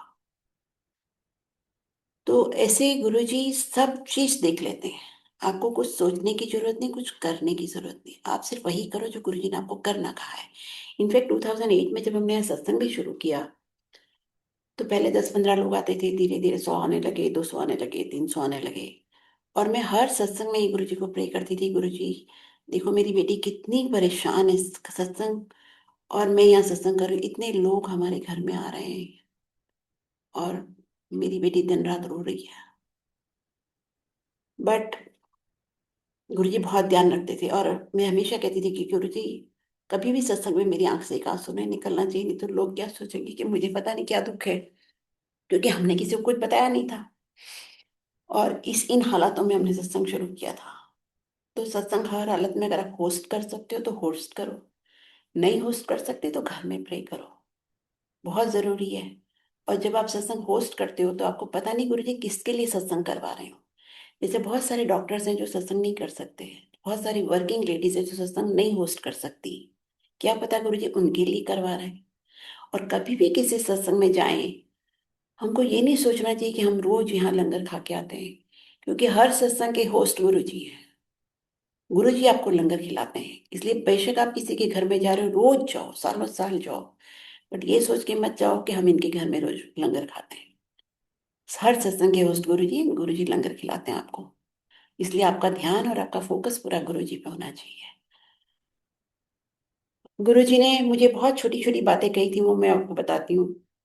एक दिन गुरु जी ने मुझसे कहा, पहले मैं गुरु जी के मैसेजेस सुना दूँ आपको, एक्सपीरियंस भी साथ साथ सुनाती रहूंगी, कि बेल का जूस पिया कर। बेल का जूस उनको पीना चाहिए जिनका बॉडी टेम्परेचर बहुत हाई रहता है, जिनकी बॉडी हीट बहुत ज़्यादा है, तो उसके लिए होता है। जिनको हाई बीपी है, जिनको लो बीपी रहता है, उनको नहीं पीना चाहिए। और गुरुजी ने कहा था शाम की चाय के साथ चना खाना चाहिए। गुरुजी ने मुझे कहा था पपाया खाया कर। और गुरुजी ने एक ये भी कहा था कि जो हफ्ते में एक बार दूध जलेबी खाता है, उसको कभी कोई बड़ी बीमारी नहीं लगती। और गुरुजी ने मुझे कहा था banana is gold in the morning, silver in the afternoon, poison in the evening. तो शाम के टाइम कभी भी हमको बनाना नहीं खाना चाहिए। और एक मेरे साथ लेडी बैठी थी, उसने गुरुजी से पूछा, गुरुजी शुगर फ्री खानी चाहिए, आजकल हम लोग बहुत शुगर फ्री बहुत खाते हैं, स्वीट्स भी बनाते हैं। गुरुजी ने कहा नहीं, शुगर फ्री नहीं खानी चाहिए। और गुरुजी ने कहा था कि, मैंने गुरुजी से पूछा था, मैंने कहा गुरुजी लंगर दोबारा गर्म करके खाना चाहिए? तो उन्होंने कहा नहीं, लंगर दोबारा नहीं गर्म करना चाहिए। तो देखिए, जब बहुत सारी संगत आप इनवाइट करते हो तो लंगर तो 3-4 घंटे पहले ही बन जाता है पूरा। तो जब हम गुरुजी को भोग लगाते हैं तब हम लंगर पूरा गर्म करते हैं और गुरुजी को भोग लगाते हैं। लेकिन उसके बाद जब हम प्रसाद मिक्स कर देते हैं लंगर में, उसके बाद लंगर गर्म नहीं करते। लेफ्ट ओवर लंगर या तो गुरु जी कहते थे गरीबों में बांट दो, लेकिन इंडिया से बाहर ऐसा कोई मिलता नहीं जो लंगर ले ले। तो आप अगर खुद खाते हो तो उसको रूम टेम्परेचर पे लाके खाओ बिना गर्म किए, तो आप लंगर खा रहे हो। और नहीं तो फिर आप खाना खा रहे हो। और लंगर के बारे में एक बात जरूर कहूंगी कि आजकल देखिए, जब बड़े सत्संग होते हैं या घरों में भी होते हैं, और फिजिकल सेवा करने की एक लिमिट होती है, फिजिकल बॉडी की लिमिटेशन है, आप हर एज में सेवा नहीं कर सकते। तो आप कहीं भी लंगर खाते हो, जैसे जब हमने सत्संग शुरू किया था लंगर हम सब बनाते थे, लेकिन 2019 में जब से मैं बीमार हुई तब से मैं लंगर नहीं बना पाती, तो मेरे हेल्पर्स बनाते हैं। तो आपको हमेशा लंगर मंत्र जाप करते करते खाना चाहिए, तो आप प्रसाद खा रहे हो। अगर लेफ्ट राइट बातें करते हुए खाते हो आप, तो फिर वो खाना ही खा रहे हो। फिर उसकी जो मेडिसिनल, जो गुरु जी कहते थे ना दवाई है, वो फिर दवाई नहीं रहती। बड़े मंदिर में एक बार मैं बैठी थी और मेरे अक्रॉस एक दो लड़कियां बैठी थी, यंग लड़कियां, और दोनों अपनी मदर इन लॉज की बुराई कर रही थी और लंगर खा रही थी। अब मैं उनको कह भी नहीं पाई, मैंने सोचा मैं क्या बोलूं इनको। वो थोड़ा सा दूर से बैठी थी और जोर जोर से बोल रही थी। अगर आप ये सब करते हो तो मंदिर में जाना ना जाना आपका बराबर हो गया। आप घर से निकल के घर वापस आओ, तब तक किसी की बात मत करो। वैसे तो कभी किसी की बात नहीं करनी चाहिए, गुरु जी कहते थे ना एबीसी मत करो। लेकिन दो काम जरूर करना चाहिए कि एक तो फोन बंद कर दो घर से निकलते ही, और कभी एबीसी करते हुए रास्ते में मत जाओ या वापसी में एबीसी करते हुए मत आओ। तो फिर आप बड़े मंदिर भी जाते हो ना, कहते हैं ना सारे तीर्थ धाम आपके चरणों में, सब कुछ वहीं से मिल जाता है। लेकिन फिर वो आपकी एब्सेंट लग जाती है, वहां पे जीरो जीरो करके आ जाते हैं हम लोग वहीं पे। गुरु जी ने कभी किसी को बड़े बड़े टेस्ट नहीं लिए, गुरु जी ऐसी छोटी छोटी बातें समझाते थे जो हमको करनी चाहिए डे टू डे लाइफ में। गुरु जी एक बार ये मुझे कह रहे थे, गुरु जी ने एक बार ये क्या हुआ कि, देखो मैं आपको सेवा के लिए बताती हूँ, कभी सेवा की हुई वेस्ट नहीं जाती, छोटी सी सेवा भी। मेरा एक हेल्पर था यहाँ पे, और आई थिंक 20 साल का था, 22 का होगा वो। उसने 3-4 साल काम किया, लेकिन उसका ध्यान, क्योंकि हम दोनों बाहर रहते थे मोस्ट ऑफ द टाइम, तो वो अपने फ्रेंड से बात करता रहता सारा टाइम। तो मुझे कहता है मैं ना चाइना जाना चाहता हूँ मैडम, मेरे सारे फ्रेंड्स चाइना में हैं, मुझे यहाँ नहीं रहना। तो अंकल ने बोला ठीक है चले जाना। तो उसका डिसाइड हुआ कि मार्च में जाएगा, लेकिन ही से मैं चला जाऊंगा मार्च में। तो हमने कहा ठीक है तो चला जाना। लेकिन गुरुजी की कृपा उसके ऊपर देखो कि 2 महीने पहले उसका जो टाइम डिसाइड हुआ था जाने का, उसके सर में दर्द रहने लगी। तो मेरा दूसरा हेल्पर था, वो मुझे आके बोलता था इसके सर में दर्द बहुत होती है, दर्द बहुत होती है। तो मैंने कहा पैनाडोल ले लो, ये ले लो, वो ले लो, दवाई ले लो, यही बोलते हैं हम लोग। तो फिर एक दिन उसने मुझे, दूसरे वाले ने कहा मैडम ये सारी रात बैठा रहता है सर पकड़ के, इसमें इतनी दर्द होती है, ये सोता नहीं है। तो अंकल ने फिर सारे उसके टेस्ट कराए यहाँ पे। तो पता चला उसके हार्ट में होल है, और वो बचपन से था, जब जिस दिन से पैदा हुआ उसी दिन से था। लेकिन गुरुजी ने उसको अब ठीक करना था। तो अंकल ने फिर उसको बोला कि देख भाई, मैं तेरी यहाँ सर्जरी करा सकता हूँ, बट इंडिया में मैं नहीं जा सकता, इंडिया के लिए तो मैं सिर्फ पैसे दे सकता हूँ। अब तू अपने घर वालों से पूछ ले कि इंडिया में करा, दिल्ली में करानी है कि यहाँ करानी है। उसके पेरेंट्स तक को पता नहीं था। उसके पेरेंट्स बहुत स्पिरिचुअल थे, हाईली स्पिरिचुअल थे, और उनको उनको कभी पता ही नहीं चला कि उनके बेटे के, क्योंकि जब पैसा नहीं होता, आपको पता चले आप ट्रीटमेंट नहीं करा सकते और हार्ट में खोले, तो सारी उम्र वो दुख में रहते हैं। बट बहुत ही अच्छे लोग थे उसके पेरेंट्स। तो उसने मुझे कहा कि मेरी मम्मी ने कहा है कि यहीं करा ले हम। तो अंकल ने कहा ठीक है। और उसी टाइम जब उसका चेकअप वगैरह सब चल रहे थे, तो डॉक्टर्स ने सजेस्ट किया कि एक रोबोटिक सर्जरी होती है जिसमें ओपन हार्ट सर्जरी नहीं होगी। ओपन हार्ट सर्जरी के बाद कितने प्रिकॉशंस लेने पड़ते हैं सारी उम्र। और अमेरिका से एक टीम आती थी 20 डॉक्टर्स की, और वो करके चली जाती थी। तो पहले यहाँ वालों का प्रेफरेंस रहता था। तो उसका नंबर 1 साल बाद आया। उसने 1 साल वेट की, और उसकी रोबोटिक सर्जरी हुई, बिल्कुल हार्ट खुला नहीं उसका। और 1 हफ्ते बाद वो फिट हो गया एकदम से। फिर वो चला गया कोविड में। जब कोविड में चला गया तो कोविड के 1 साल बाद उसका मुझे फोन आया कि मैडम मुझे बुला लो। मैंने कहा नहीं, तुमको चाइना जाना था जो, तुम गए नहीं चाइना। अब कैसे बुलाओ। मैंने कहा मैंने तो निकाला नहीं था, तुम्हें जाना था, तुम चाइना जाओ। कहते हैं नहीं मैडम, चाइना का कुछ हुआ नहीं, और यहाँ पे कोई आधी सैलरी भी नहीं दे रहा, प्लीज आप मुझे बुला लो। मैं यंग था, मेरे से गलती हो गई। बच्चे, हमें बड़ों से भी गलती होती है। मतलब वो बहुत कह रहा था कि मैडम मेरे से गलती हो गई, मुझे ऐसा सब नहीं करना चाहिए था। तो क्या हुआ, जब हमने यहाँ पे, मेरी एक फ्रेंड ने सोचा कि उसको बुला लेगी। मैंने उसको बोला तो तुम बुला लो अपने घर में, तो बुला लिया। तो क्या हुआ कि मेडिकल में फेल हो गया यहाँ पे। लेकिन फिर उसको मेरी फ्रेंड ने अपनी कजिन सिस्टर के वहां दुबई में लगा दिया। और आज ये वो लड़का इतना खुश है। उसको वो सर्वेंट की तरह नहीं रखते, एक फैमिली मेंबर की तरह रखते हैं, बहुत प्यार से रखते हैं, और इतना ज्यादा खुश है कि मैं बता नहीं सकती। कैसे भी आप सेवा करो, छोटी से छोटी सेवा वेस्ट नहीं जाती। मैं आपको एक और सत्संग सुनाती हूँ इसके ऊपर, कि मेरी बेटी लंदन में रहती थी, बड़े वाली। उसके लिए लंगर बनाना बहुत मुश्किल था। 2007 में, 8-9 की बात है, 9-10 की। बहुत मुश्किल था उसके लंगर, क्योंकि सुबह 7 बजे जॉब पे जाती थी, शाम को 7 बजे आती थी। और वहां पे जो ओल्ड संगत के बच्चे थे, वो सब उसके सत्संग में जाया करते थे।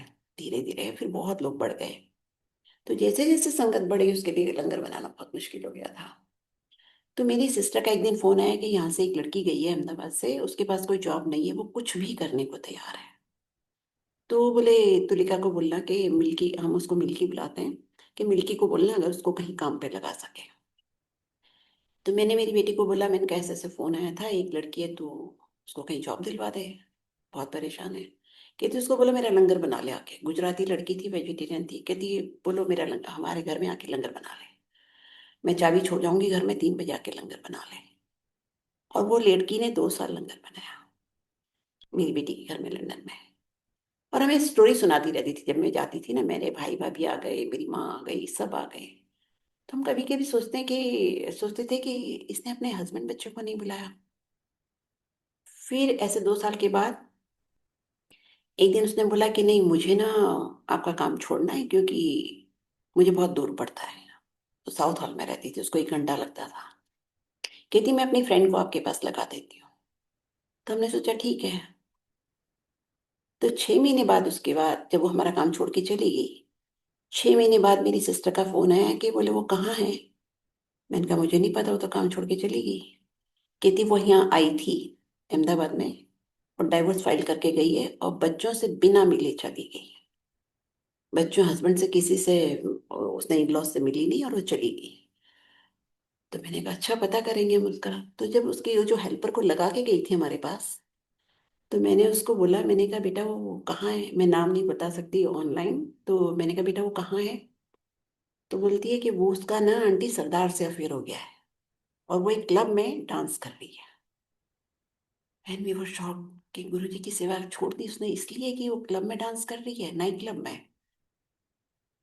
बट हमारे पास नंबर था नहीं, उसके बाद उसने नंबर चेंज कर लिया था, हम कुछ कर नहीं सकते थे। तो मैंने अपनी सिस्टर को इन्फॉर्म कर दिया, मैंने कहा उनको मत बताना, बट ऐसा हो गया है। लेकिन उसके 6 महीने बाद फोन आया मेरी सिस्टर का कि वो यहाँ वापस आ गई है, कोई डाइवोर्स नहीं हुआ, और अपने हस्बैंड और बच्चों के साथ रह रही है। तो देखिए, गुरुजी ने उसको वापस अपने हस्बैंड और बच्चों के पास पहुंचा दिया। उसने क्या किया लंदन में, किसी को नहीं पता चलेगा। हम तो नहीं बताएंगे, वो खुद भी नहीं बताएगी। बट ऐसा कुछ तो हुआ, जो गुरुजी ने गलत काम रोक के उसको वापस अपनी फैमिली में पहुंचा दिया। आपको कभी आशीर्वाद नजर आए ना आए, समझ आए ना आए, पर आशीर्वाद 24 आवर्स बरसता है आपके ऊपर गुरुजी का। गुरुजी उसी दिन से चार्ट ले लेते हैं आपका जिस दिन आप मत्था टेकते हो। आपको कुछ सोचने की जरूरत नहीं, उसका पास्ट कर्म कुछ ऐसा होगा। तो गुरुजी आज वो अपनी फैमिली के साथ बहुत अच्छे से रह रही है। तो थोड़ी की हुई सेवा भी कभी खाली नहीं जाती। तो जितनी हो सके उतनी करो। और सबसे बड़ी सेवा गुरु जी की है, गुरु जी के पास बैठना और पाठ करना। उससे बड़ी कोई सेवा नहीं है।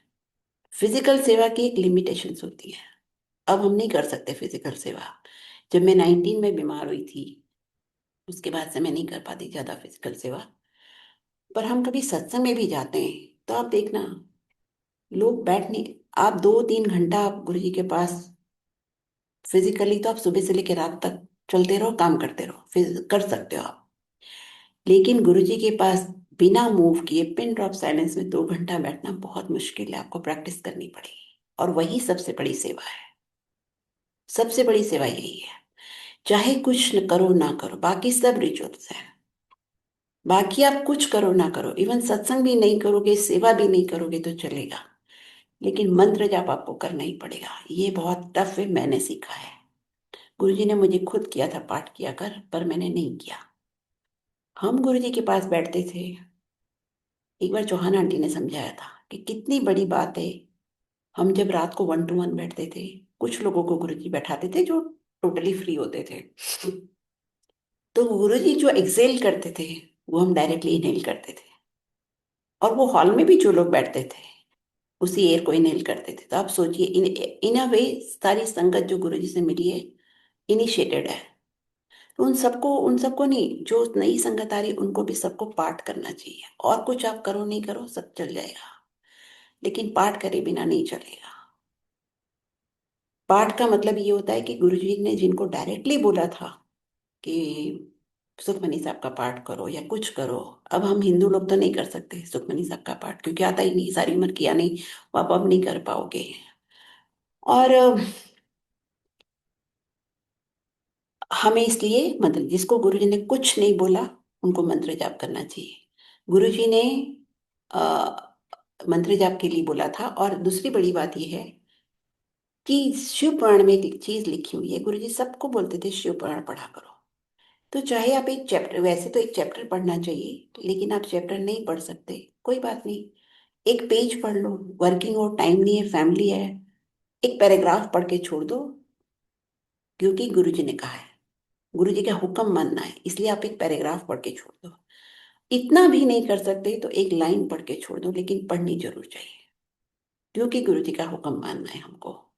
और दूसरी बात जो गुरुजी कहते थे कि गुरुजी ने जो कहा था कि मंत्र जाप किया करो, शिव पुराण में लिखा हुआ है कि जन्म से लेके मृत्यु तक एक ही मंत्र का जाप करना चाहिए।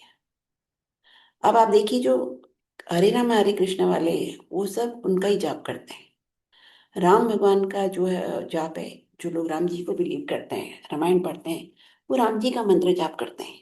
लेकिन हमारे गुरु जी शिव जी हैं, हम अपने फाइनल डेस्टिनेशन पे हैं, हम मोक्ष के दरवाजे पे खड़े हैं। तो हमको इस लाइफ में सिर्फ सिर्फ गुरु जी मोक्ष देने आए हैं, तो हमें वही करना चाहिए जो गुरु जी कहते हैं। तो हमें गुरु का मंत्र जाप करना चाहिए। और जब गुरु मिल जाता है तो गुरु मंत्र के आगे पीछे कुछ नहीं करना चाहिए। चौहान आंटी ने एक बार बताया था कि एक लेडी ने गुरुजी को कहा कि मैं महामृत्युंजय का पाठ करती हूँ। तो गुरुजी का महामृत्युंजय का पाठ तू अपनी मृत्यु को बुलाती है। महामृत्युंजय का पाठ पंडित लोग करते हैं। और इंडिया में ये बहुत कॉमन प्रैक्टिस है कि जब कोई बीमार होता है घर में तो पंडितों को हम बुला के महामृत्युंजय का पाठ कराते हैं। लेकिन आ, हमको ऐसा नहीं करना चाहिए। अगर कोई डेथ बेड पे भी है तो हमको मंत्र नहीं चेंज करना चाहिए, क्योंकि गुरुजी उसके लिए जो डिसाइड करेंगे वो उसके लिए अच्छा ही होगा। और अगर हम चेंज करके गुरुजी का मंत्र जब छोड़ के हम महामृत्युंजय का पाठ करते हैं, इसका मतलब हमको गुरुजी के मंत्र में फेथ नहीं है। फिर हमको दोबारा से जीरो से स्टार्ट करना पड़ेगा। और जो गुरुजी का पाठ है, आजकल इलेक्ट्रॉनिक मंत्र जाप भी आ गया है, लोग घर में चला के छोड़ देते हैं, लैपटॉप पे चला के छोड़ देते हैं। पाठ खुद करना पड़ता है। हर रोज बैठ के खुद सुनने से खाली काम नहीं चलेगा। पाठ हमेशा खुद करना चाहिए। चाहे चलते फिरते उठते बैठते करो, लेकिन कोशिश करना चाहिए कि हम सुबह शाम 5-10 मिनट जरूर गुरु जी के पास बैठ के करें। जब मेरी बेटी का भी सेपरेशन हुआ था, तो मैंने एक पंडित को बुलाया था। हमारे पंडित थे, फैमिली पंडित। उन्होंने मेरे घर में बैठ के 40 दिन में 1.25 लाख मंत्र जाप किए। वो सुबह 3 बजे उठते थे, हर 2 घंटे के बाद 10 मिनट का ब्रेक लेके पूरा टाइम मंत्र जाप करते थे। इंडिया में कहते हैं ना, कोई बीमार होता है, कुछ होता है, तो पंडितों को बुला के पूजा कराते हैं। मैंने भी कराई थी। क्या हुआ? कुछ भी नहीं हुआ। और ऐसे ही हमें मंत्र जाप खुद करना चाहिए। यही गुरु जी का मैसेज है। सब कुछ सॉल्व हो जाएगा मंत्र जाप से। आपको कुछ करने की जरूरत नहीं है। धीरे धीरे। और अगर कुछ होता भी नेगेटिव है, तो पहले तो हमारे कर्म ही नेगेटिव होते हैं, जो पुराने जन्म के, उसका बैलेंस जीरो करने के लिए जो कुछ भी हो रहा है उसको एक्सेप्ट करो। 19 में देखिए, मैं 2001 से जुड़ी थी, फिर भी 2019 में मैं कितनी बीमार हो गई थी, मेरे लंग्स फेल हो गए थे। और तब तक मैंने मंत्र जाप किया भी नहीं था कभी। पहले मेरी बेटी की सेपरेशन में बिजी हो गए, स्ट्रेस में रहने लगे, फिर गुरुजी बार बार रिमाइंडर भेज रहे थे, पर मैंने कभी किया नहीं मंत्र जाप। और फिर 2007 में गुरुजी ने एक मुझे ड्रीम दिखाया था। सॉरी, 15 में ड्रीम दिखाया था। और उसमें ये था कि मैं सो रही थी, तो एक मैंने आवाज सुनी नींद में कि चल उठ, शरीर छोड़ने का समय हो गया है, 2:45 बज रहे हैं। और एकदम से आंख खोल के जब मैंने मोबाइल देखा तो इट वॉज 2:36। तो मैंने सोचा अच्छा 9 मिनट बचे हैं, तो मैं मर भी सकती हूँ। फिर मैंने सोचा मैं अंकल को बोल उठाऊंगी और मैं बोलूंगी कि मैं मरने वाली हूँ, तो अंकल क्या बोलेंगे, सो जाओ, ड्रीम है तो कुछ नहीं होता। तो मैंने अंकल को भी नहीं बताया, और फिर मैंने आंख बंद करके मंत्र जाप किया। 10-15 मिनट हुई होंगी, मुझे लगा कि ओ, ये तो हो गई 10 मिनट, 9 ही मिनट बचे थे, तो बहुत टाइम हो गया। और मैंने आंख खोली तो 2:50 हुए थे। तो मैं बहुत खुश थी कि 10 मिनट का मंत्र जाप करके गुरुजी ने मुझे न्यू लाइफ दी। तो आप सोचिए मंत्र जाप कितना पावरफुल है। और उसके बाद में जब मैं मंत्र जाप कर रही थी, आंख बंद करके, तो मैंने अपनी विंडो के बाहर गुरुजी के दर्शन किए, जो वाइट कपड़ों में खड़े हुए थे, हाफ स्लीव्स की शर्ट थी। और बस जब मैं गुरुजी को देख लेती थी ड्रीम में, तो मैं हमेशा सब कुछ भूल जाती थी कि गुरुजी ने क्या करने को कहा। मुझे सिर्फ गुरुजी की दर्शन याद रहते थे। अब गुरुजी की माया समझो या जो भी समझो, पर मैं सब कुछ भूल जाती थी कि गुरुजी ने क्या, मैं सोचती भी नहीं थी गुरुजी ने क्या कहा। मैं बहुत खुश हो जाती थी कि गुरुजी ने मुझे दर्शन दिए। लेकिन हमेशा सोचना चाहिए, गुरुजी ऐसे दर्शन नहीं देते हैं। मैंने अपनी लाइफ में गुरुजी की बहुत एनर्जी वेस्ट कराई है। फाइनल इसलिए गुरुजी ने, फिर मैं 2019 में जब मैं बीमार हुई, तो गुरुजी ने इतना टाइम नहीं दिया। मुझे लगा मुझे कोल्ड हुआ हुआ है, तो मैं कभी काढ़ा पी लेती थी, कभी चाय बना के पी लेती थी, कभी कोई मेडिसिन खा ली, कभी कुछ खा लिया। बट मैं एक्चुअली डॉक्टर के पास नहीं गई। और फिर सीधा मैं एक दिन अनकॉन्शियस हो गई, और पता चला कि मुझे ARDS हुआ है। और सीधा मैं वहाँ उस टाइम एक हफ्ता रुकने वाली थी, मैं दिल्ली में ही थी। बट अंकल को भी समझ में आ गई थी कि मैं बहुत सीरियस हो गई हूँ, तो अंकल ने मेरी टिकट प्रीपोन करा के हम लोग यहाँ पे आ गए। और पूरी फ्लाइट में मैं अनकॉन्शियस थी।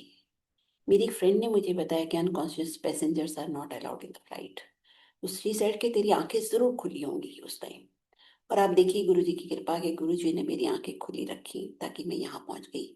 और यहाँ आते ही स्ट्रेट में मुझे हॉस्पिटल ले गए थे अंकल, और उसके बाद में 2 महीने बाद घर आई।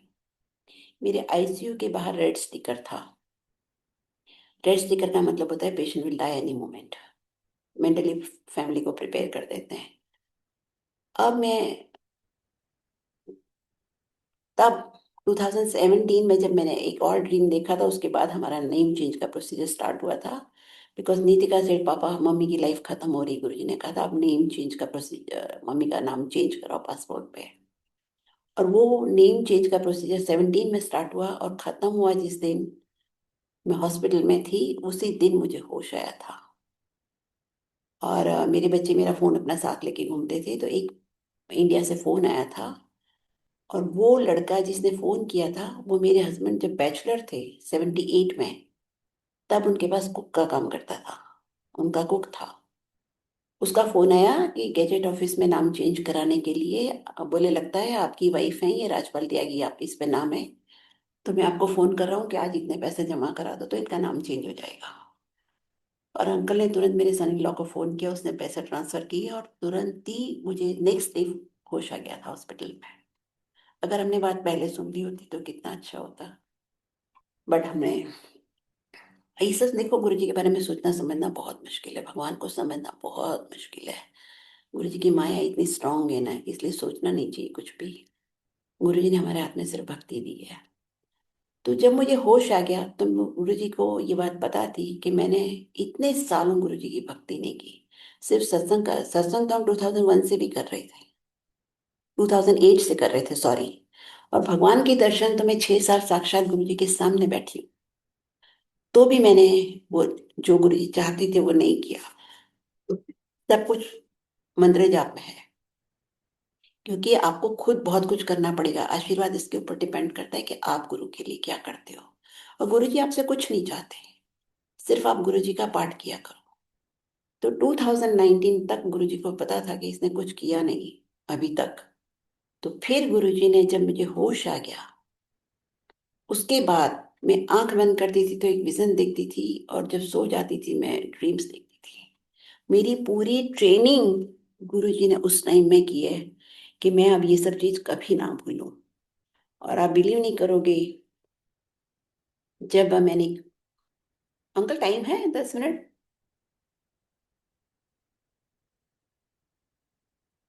जी आंटी। जी आंटी। जब मैं, सॉरी, जब मैं मैंने एक फर्स्ट ड्रीम देखा था, वो था कि अ, मैं किसी संगत के घर में हूँ, और मेरा आईसीयू का यूनिट, मतलब पूरा बेड वो उसमें था, मेडिकल जो बेड होता है, उनके संगत के घर में था। और मैं देख रही हूँ और वो लेडी बोल रही जोर जोर से, भाभी को हॉस्पिटल लेके जाना है, भाभी को हॉस्पिटल लेके जाना है। और वो देखती है कि उसके पास एम्बुलेंस का नंबर नहीं होता, उसके हस्बैंड घर पे नहीं होते, बाहर छोड़ के मुझे बाहर जाती है सड़क पे रोकने के लिए। कोई गाड़ी नहीं रुकती, कोई ऑटो नहीं रुकता। फिर फ्रस्ट्रेट होके ना वो अपने घर के स्टेप से बैठ जाती है। एंड नेक्स्ट मोमेंट वो चिल्लाना शुरू कर दी, देवी माँ आ गई, देवी माँ आ गई। और संगत जी, मैंने देवी माँ को देखा कि उनके एंकल देखे मैंने नीचे सबसे पहले, और वो स्टेप्स चढ़ रही थी, पर उनके जो पैर थे वो एकदम ब्लैक थे, काले थे, बिल्कुल काले थे उनके पैर। और उन्होंने भारतनाट्यम जैसी एक ड्रेस पहनी हुई थी। वो 4-5 स्टेप चढ़ के राइट टर्न लेके मेरे सामने आ गई। और मैंने उनका अपर हाफ नहीं देखा, मैंने उनका नेवल से नीचे देखे पैर और बॉडी। और फिर वहां पे एक 4x4 का पिलर जा रहा था। पुराने जमाने में जैसे घर होते हैं ना, सनलाइट के लिए ऊपर से खुला होता है, वैसा वो घर था। और बेसमेंट से एक पिलर आ रहा था, जो 4x4 का साइज की, उस पे गुरु जी की, मेरे आई लेवल पे एक गुरु जी का स्वरूप लगा हुआ था। तो मुझे गुरु जी ने भी दर्शन दे दिए, देवी माँ ने भी दर्शन दे दिए। और फिर नीचे एक आदमी खड़ा हुआ था, लाल वाइट कपड़े पहने हुए थे उसने, और लाल टेन लेके खड़ा था। And he said, she has to die. उसने इंग्लिश में बोला, शी हैज टू डाई। और ये बात मुझे याद थी ड्रीम में, ड्रीम के बाद भी मुझे रोज याद आती थी ये बात। और मुझे बहुत टाइम बाद लगा कि देवी माँ ने पूरा क्यों नहीं दर्शन दी, क्योंकि वो काली माँ थी, मेरे कर्म काटने आई थी। गुरु जी के कर्म कटवाने के बहुत डिफरेंट तरीके होते हैं।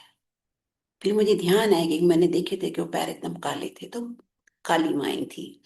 और मैं बचपन से ना, हमारे अहमदाबाद में एक काली माँ का मंदिर है, एवरी संडे हम जाते थे। उनकी बहुत मन्नत थी तो हम लोग एवरी संडे जाते थे। और एक गुरुजी से मिलने के बाद, वहां मुझे कभी कोई एक्सपीरियंस नहीं हुआ इतने 50 साल में, लेकिन गुरुजी से मिलने के बाद एक दिन मैं और नीतिका गए थे, मेरी छोटी बेटी, उस मंदिर में गए। नीतिका भी थोड़ा क्राउड से दूर रहती है, मुझे भी ज्यादा क्राउड पसंद नहीं, तो मैंने कहा चला दोपहर को चलते हैं 3 बजे। नॉर्मली वहाँ सब लोग सुबह 5 बजे से जाना शुरू करते हैं, 12 बजे बाद भीड़ खत्म हो जाती है। तो जब हम 3 बजे गए, तो उन्होंने एक कॉटन लिया, पुजारी ने, और काली माँ की दोनों आंखें साफ करके मुझे मुझे और मेरी बेटी को दे दी। तो मुझे समझ नहीं आया, मैंने कहा मैं इसका क्या करूंगी। मैंने कहा क्या करना है मुझे इसका। कहते हैं अब आप पूरे फेस पे लगा के इसको साफ करो, हाथ वाथ पे लगा के और फिर फेंक देना। तो हमने वो किया। ये एक अलग तरीके की ब्लेसिंग थी, गुरुजी ने हमको फिर दिलवाई। और फिर गुरुजी ने मुझे रिचुअल्स से मना किया था, सब जगह जाने से मना किया। अब मैं कहीं भी नहीं जाती, बहुत साल हो गए, लेकिन तब शुरू शुरू की बात है ये। तो मुझे याद आ गया कि काली माँ ने कर्म कटवाने के लिए मुझे दर्शन दिए। तो जब भी मैंने रिकवर करने के बाद मुझे लगता था मैंने तो मर ही जाना है, तो मुझे क्या करना है, फिजियोथेरेपी करा के। मैं बिल्कुल कॉपरेट नहीं करती थी फिजियोथेरेपिस्ट के साथ। तो 28 फरवरी को मेरी 40th एनिवर्सरी थी 2019 में। तो सुबह सुबह एक कोई शेडो मैंने देखी कि कोई गया मेरे आगे से। तो मुझे लगा वो चाय भी नहीं मिलने वाली आज तो। और फिजियोथेरेपिस्ट आई, जैसे मुझे बैठा के जाती थी मैं लेट जाती थी। मैं कहती मैंने जब जीना ही नहीं तो मैंने करना क्या है फिजियोथेरेपी करा के। और उस दिन गुरुजी ने जैसे किसी 2 फिंगर से टच किया मुझे, और जैसे किसी को उठाते हैं ना, इस तरह से फर्स्ट 2 फिंगर से गुरुजी ने मुझे टच किया। और तब मुझे समझ में आई कि गुरुजी कह रहे हैं फिजियोथेरेपिस्ट के साथ कॉपरेट करो। उस दिन से मैंने कॉपरेट करना शुरू किया फिजियोथेरेपिस्ट के साथ। और फिर मेरी रिकवरी 1 साल का टाइम दिया था वो डॉक्टर्स ने, जो मैं 6 महीने में रिकवर कर गई। बहुत बड़ी ब्लेसिंग है गुरु जी की। तो देखिए, दुख तो आने ही वाला है सबकी लाइफ में। जब तक कर्मों का बैलेंस अब जीरो नहीं कर, हमने पास कर्म तो हमें काटने ही है। बट आप प्रे करके करोगे तो जल्दी कट जाएंगे, इजीली कट जाएंगे। और कभी रोना नहीं चाहिए, क्योंकि गुरु गुरु जो करता है अच्छा ही करता है। उसका आउटकम उस बीमारी का बहुत अच्छा था। और वो मैं कभी, पता नहीं बताना चाहिए कि नहीं, मैं कभी फिर बताऊंगी, आज शायद मुझे आज्ञा नहीं हो रही। तो वो उसके बाद मैं बहुत सारे ड्रीम्स देखती थी। मैं आपको एक दो बताती हूँ कि एक मेरा स्ट्रेचर हॉस्पिटल के टेरेस पे था। और मेरे सर पे कोई 6 फीट का कोई अंकल खड़े हुए थे। और मेरे पैरों से स्टेयरकेस नीचे जा रहा था, उसके ऊपर एक लेडी डॉक्टर खड़ी हुई थी। दोनों हाथ उसके उसने रेलिंग से पकड़े हुए थे, और एक पैर उसका एक फर्स्ट स्टेप पे था। तो उसने नीचे से आवाज लगाई, कौन है ऊपर? तो जो मेरे सर पे अंकल खड़े थे उन्होंने कहा मैं शिव।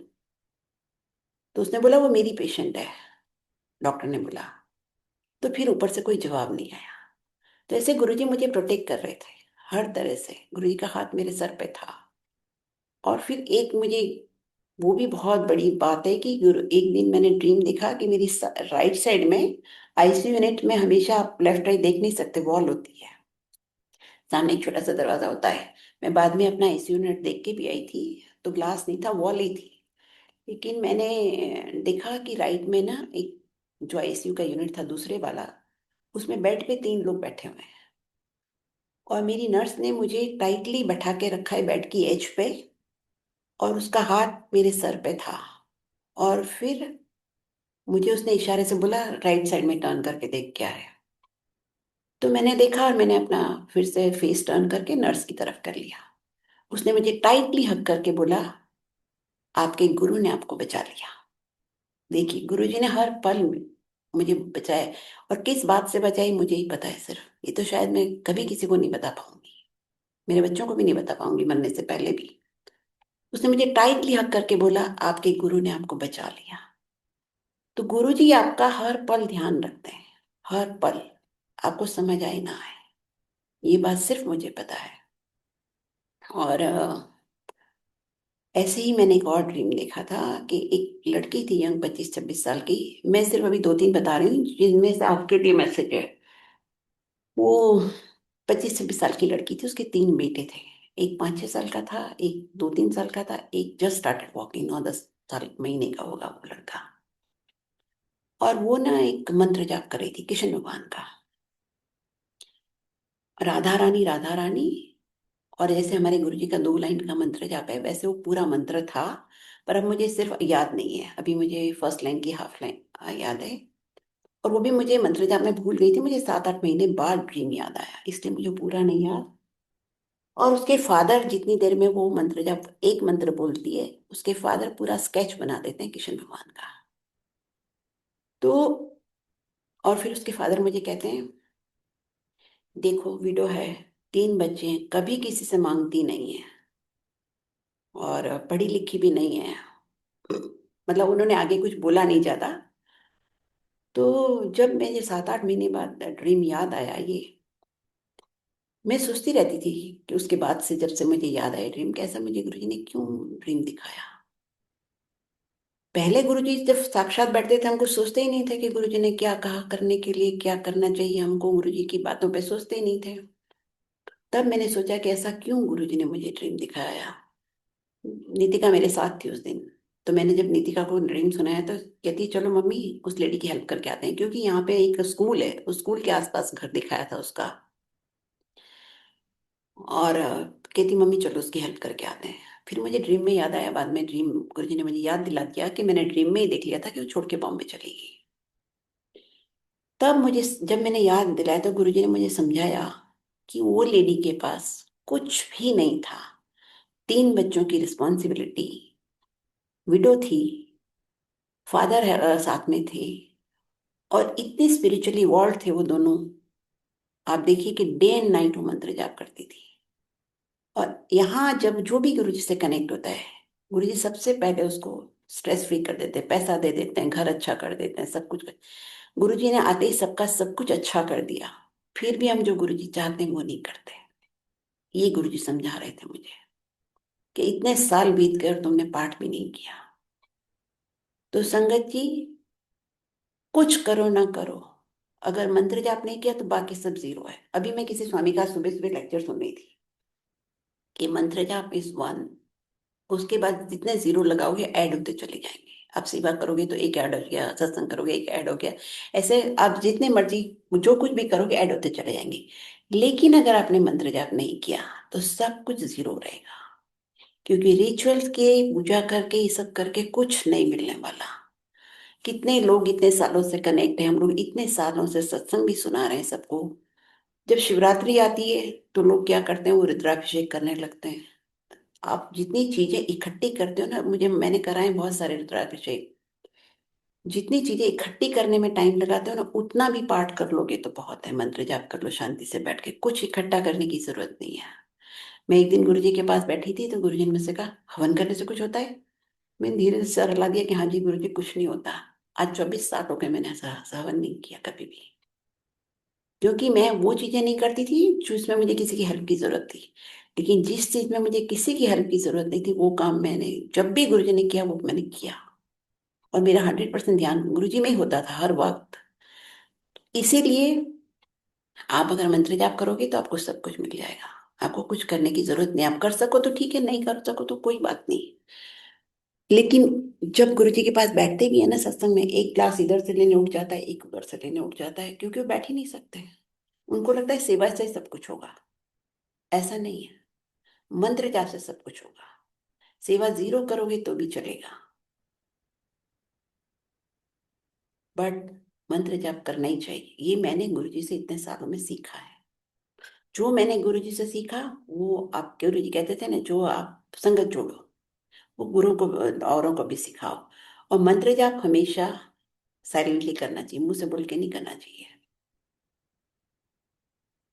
उषा भाटिया ने, आंटी ने मंत्र जाप शुरू किया था बड़े मंदिर में, और किसी संगत ने उनको बोला कि ये सब क्या कर रहे हो, गुरुजी से पूछ लिया क्या तुम लोगों ने मंत्र जाप कर रहे हो। तो आंटी ने कहा ये गुरुजी क्यों मना करेंगे। तो फिर next day Usha Bhatia aunty और कुछ लेडीज गुरुजी के पास गईं, और उन्होंने गुरुजी से कहा गुरुजी हम ये कर रहे हैं बड़े मंदिर में, क्योंकि मंदिर 2005 में खुल गया था। तो सेवा के लिए संगत जाती थी वहां पे। तो गुरुजी ने कहा इससे अच्छी कोई चीज नहीं हो सकती। तो ठीक है। तो उन्होंने कहा मंत्र जाप किया, और जोर जोर से बोल बोल के करते थे। तब कोई ऐसा डिवाइस नहीं होता था, तब आपको पता है रिकॉर्डिंग कुछ थी नहीं। तो फिर एक दिन एक अंकल ने बोला कि गुरुजी को जाके, गुरुजी आप तो बोलते थे गुप्त पाठ करना चाहिए, वो तो जोर जोर से बोल रहे हैं। अब देखिए, इसमें एक मैसेज सबके लिए है। गुरुजी ने कहा, उन्होंने मेरे से पूछा नहीं कैसे करना चाहिए। तो देखिए, आप जितना पूछोगे ना गुरुजी उतना ही जवाब देते हैं। तो आपको मैसेज है कि हर बात गुरुजी से पूछ के करनी चाहिए। जो गलती हमने की, हम गुरुजी से कभी कुछ पूछते नहीं थे। मुझे पता ही नहीं था कि हर बात गुरुजी से पूछनी चाहिए, मैं तो पूछती नहीं थी। ऐसे मेरी बेटी मेरे से पहले शिरडी साईं बाबा से कनेक्ट हो गई थी। तो एक बार उसने कहा साईं बाबा के मंदिर जाना है शिरडी। मैंने कहा चल ले चलती हूँ। थर्सडे फ्राइडे मंदिर, सैटरडे संडे गुरुजी के पास गए, मंडे मॉर्निंग हम चले गए शिरडी। ऐसे 2 बार ही गए। थर्ड टाइम गुरुजी आपको एक बहुत लंबी वेट करते हैं। बेटर है आप सब कुछ छोड़ दो, सरेंडर करो गुरुजी को, नहीं तो वो करा लेंगे। थर्ड टाइम जब हम गए, पूरी फैमिली गई थी और हम लोग 3 बजे पहुंचे। हमने सोचा कि शाम की आरती करेंगे 5 बजे की, 10 बजे की, सुबह 4 बजे की, और फिर आ जाएंगे 3-4 बारी हम मंदिर जाएंगे, क्योंकि वो तब साईं बाबा को मानती थी पहले। लेकिन जैसे हम शिरडी में एंटर हुए, मैं और मेरी बड़ी बेटी जिसको जाना था, हम दोनों को छींके आने लगी, सर दर्द हो गया और हम मेडिसिन लेके सो गए। हम अगले दिन सुबह 8 बजे उठे। एक बार भी हम नहीं गए, बस 8 बजे उठे, जल्दी से गए, वहां पे गए और वापस आ गए। तब फर्स्ट टाइम मेरी बेटी मिल्की ने कहा, बड़ी वाली ने, कि मम्मी अब से हम गुरुजी से पूछ के जाएंगे। तो ऐसे आप बेटर है कि सबके सत्संग से सुन लो, नहीं तो फिर आपको गुरुजी सिखा देंगे। तो सरेंडर वरेंडर तो बहुत बड़ी चीजें हैं, गुरुजी सरेंडर करवा लेंगे, पर पहले हमारा फर्स्ट स्टेप यही है कि हम डे एंड नाइट गुरुजी का पाठ करें। और पाठ गुरुजी के लिए करना चाहिए, किसी और अपने लिए नहीं। हम तो धरती पे कितने टाइम के लिए हैं पता नहीं। और हमारा तो ध्यान गुरुजी रख ही रहे हैं। जब हम गुरुजी से कनेक्ट हो जाएंगे तो गुरुजी हमारा हमारा फैमिली सबका ध्यान रख रहे हैं। अपना पाठ गुरुजी को सरेंडर करो। हमें हमेशा गुरुजी को सरेंडर करना चाहिए कि गुरुजी ये सारा पाठ आपके लिए है। गुरुजी की मदर भी बोलते थे कि गुरुजी के लिए पाठ किया करो। जिसने भगवान पैदा किया है ना, वो स्पिरिचुअली इवॉल्व लेडी थी, बहुत ज्यादा हाईली इवॉल्व लेडी थी। तो जब अब उनके लास्ट डेज में गुरुजी ने उनको अपने पास रखा था, दिल्ली में, एम्पायर स्टेट में। तो जब पीछे बैठती थी ना, तब सबको बोलती थी कि इसकी उम्र कम है, उनको पता था, इसके लिए पाठ किया करो। मुझे तो नहीं पता था, क्योंकि वो मई में आई, मैंने ज्वाइन किया था 2001 अगस्त में। मई में उनकी डेथ हो गई थी शायद। तो इसलिए हमें गुरु के लिए पाठ करना चाहिए जितना ज्यादा हो सके। गुरु हमारा पूरा वैसे ही ध्यान रख रहा है। इसी मैसेज के साथ मैं आगे लेना चाहूंगी संगत जी। जय गुरु जी। जो भी गलती हुई है संगत भी माफ करे, गुरु जी माफ करें। Thank you aunty, thank you uncle ji. जय गुरु जय जी। गुरु जी। शुक्राना Guru ji, multilingual global Sevadas team और सुरेश वासन अंकल की तरफ से की ओर से आपका बहुत बहुत शुक्राना आंटी। गुरु साहब आपके परिवार को इमेंसली ब्लेस करें। आपके सत्संग बहुत प्यारे थे आंटी, बहुत सारे जवाब मिले। सारी संगत को भी गुरु महाराज जी बहुत बहुत ब्लेस करें।